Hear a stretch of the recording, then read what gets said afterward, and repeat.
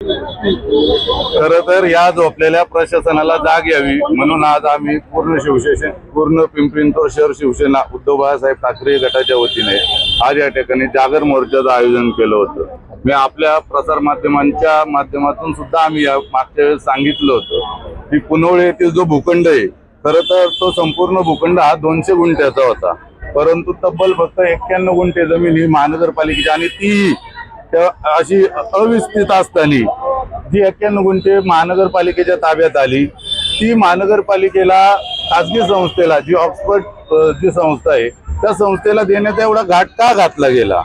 खरं तर त्या संस्थेला देण्यासाठी खरं तर आमच्या येथील 4 कॉर्पोरेटर होते, त्यांनी देखील या ठिकाणी विरोध केला।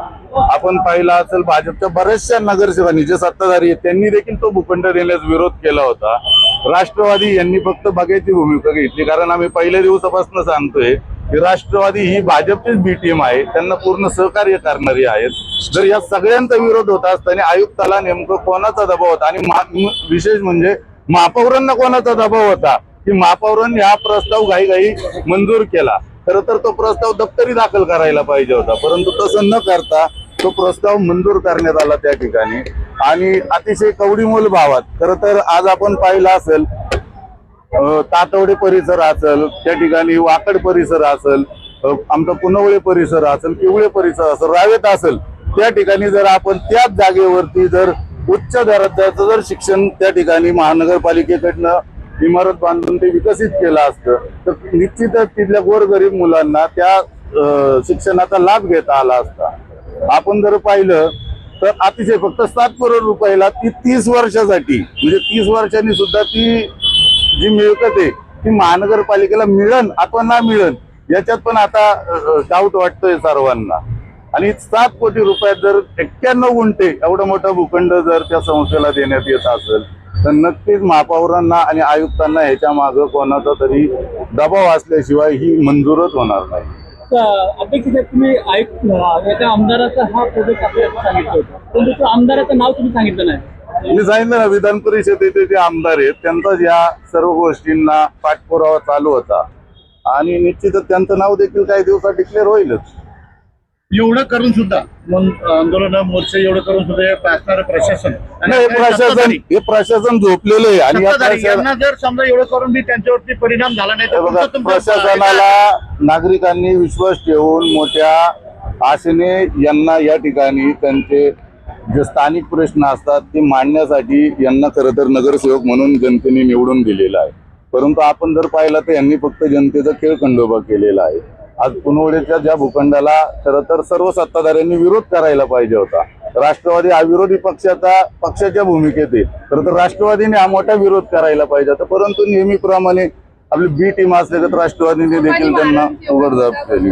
खरं तर अजून एक महत्वाचा मुद्दा जर सांगायचं झालं तर तातवडे येथील जी जिल्हा परिषदेची शाळा आहे खरं तर 2013 साली GR आला होता की आणि त्यामध्ये असं स्पेसिफिक लिहिलेलं आहे की बाबा आपण ही शाळा महानगरपालिकेकडे वर्ग करावी म्हणून। 2013 ते आता 2026 चालू आहे, तब्बल 17 वर्ष। या 2009 साली ज्यावेळेस तातवडे महानगरपालिकेत आलं 2009 ते 2026 तब्बल 17 वर्ष आलं, परंतु जिल्हा परिषदेची शाळा आजपर्यंत यांनी वर्गीकरण करावी असं यांच्या मनात देखील येत नाही। तिथले जे गोरगरीब विद्यार्थी असतात आजही त्यांना ज्या पिंपरी-चिंचवड महानगरपालिकेमार्फत ज्या सुखसुविधा मिळतात खरं तर ते त्या ठिकाणी वंचित राहतात। आणि आपण जर पाहिलं तर आमचा प्रमुख मुद्दा दापोडी येथील जे सर्वे नंबर 16 आणि 17 मध्ये जे प्लेइंग ग्राउंडचं आरक्षण आहे क्रीडांगणाचं, गेले अनेक वर्ष झालं ते महानगरपालिकेच्या ताब्यात आहे, परंतु महानगरपालिकेकडनं ते कोणत्या तरी खासगी संस्थेला देण्यासाठी कोणत्या तरी बिल्डरच्या घशात घालण्यासाठी खरं तर हा डाव चाललेला आहे।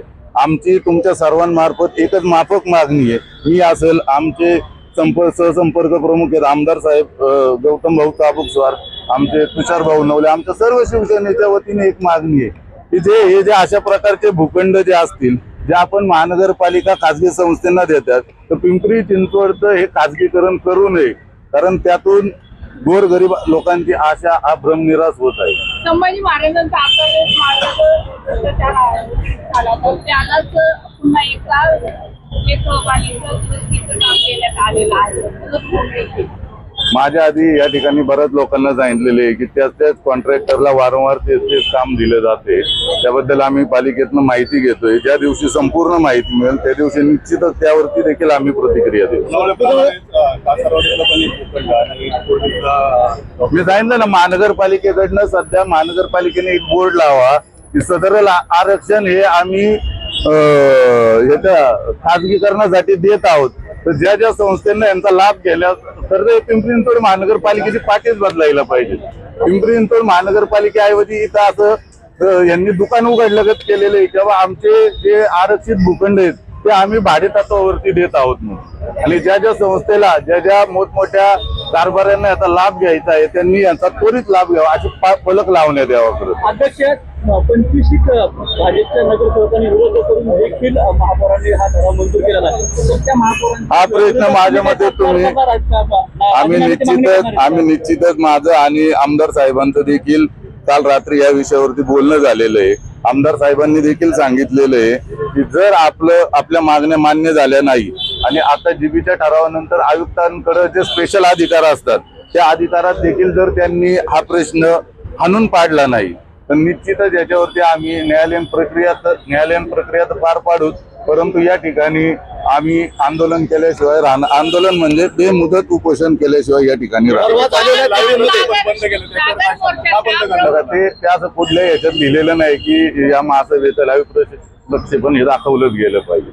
तर त्या दिवशी नक्की महापौरांना आणि आयुक्तांना कोणाचा दबाव होता की त्यांनी बंद केलं म्हणून. तो अधिकार खरं तर प्रक्षेपण बंद करण्याचा हा महापौरांना आहे. तुम्ही हा प्रश्न महापौरांना विचारा की बाबा कोणाच्या दबावाखाली तुम्ही ते बंद केलेले. याच प्रश्नाला धरून सर लाईव्ह प्रशिक्षण पंच बंद केलं. सत्ताधारी आणि विरोधक दोन्हीही नगरसेवकांचा या भूखंडाला खाजगीकरणाला विरोध असताना हा प्रस्ताव जर पारित होत असेल तर यावर मी सांगितलं ना, खरं तर एवढ्या मोठ्या विरोधानंतर हा विषय दप्तरी दाखल केलाच गेला पाहिजे होता.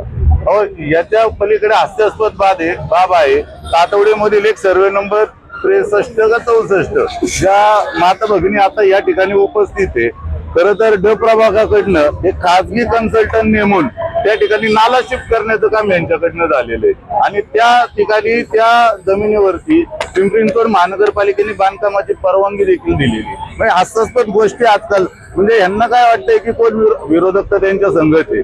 सर्वसामान्य जनतेला लुटण्याचं काम या पिंपरी चिंचवड महानगरपालिकेतील आयुक्त आणि या सत्ताधाऱ्यांकडनं चाललेलं आहे. आजच्या तुमच्या प्रमुख 9 मागण्या कोणत्या आहेत? ज्या 9 मागण्या आहेत त्याचं एक प्रेस नोट मी तुम्हाला सर्वांना या ठिकाणी देईल. ओके, चला.